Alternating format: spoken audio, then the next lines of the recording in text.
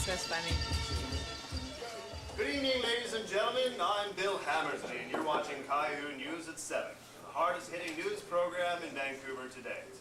Here are today's top stories. In international news today, 2 Canadian hostages were rescued last Thursday from a house in Baghdad after spending 118 days in captivity.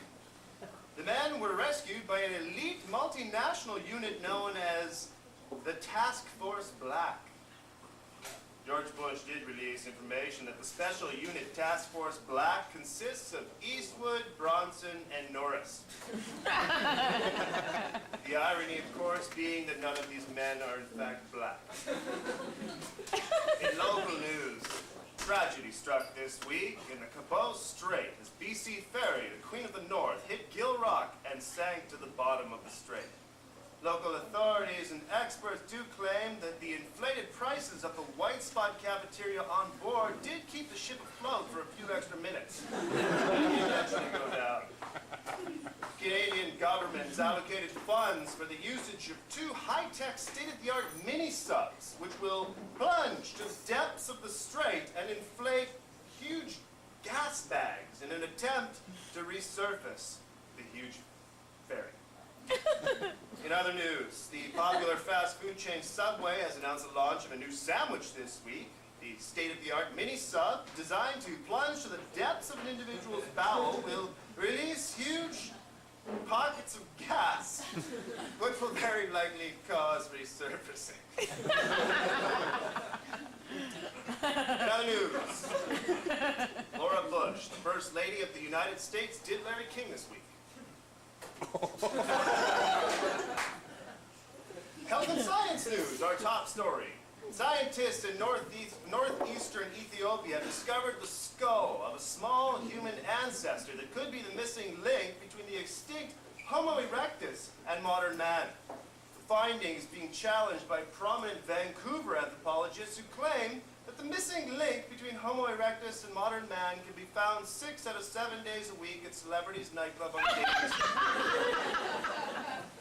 Mention you saw this story on KYHU News. Don't wave your cover before 11. This just in. Chuck Norris's tears cure cancer.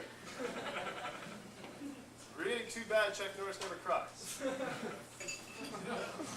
In Quebec earlier this week, 2 young schoolgirls pulled the Tim Hortons coffee cup out of a garbage can because the rim wasn't rolled up. After the girls checked the cup, they were pleased to discover that they had won a car.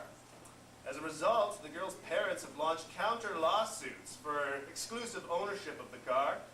The teacher is also suing the girls, and the 8-year-old girl who found the cup has contracted malaria from rummaging through the garbage can. But what a lucky stroke, though, eh? That's pretty good. Rogaine has announced the launch of a new hair loss product that is targeted specifically at bald eagles.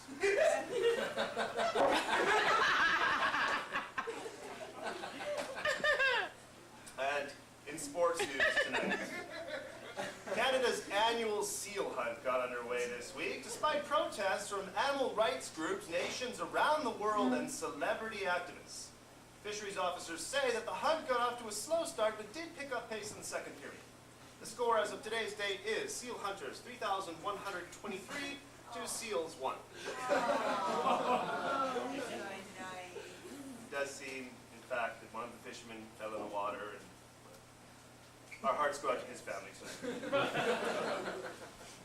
Among the celebrity activists, Paul McCartney and his wife posed for publicity photos with the baby seal. The couple maintained that the world seal population is integral to keeping the balance of the food chain in the sea. McCartney also did confess that the seals are necessary for him personally, as the Yellow Submarine is powered by seal blood.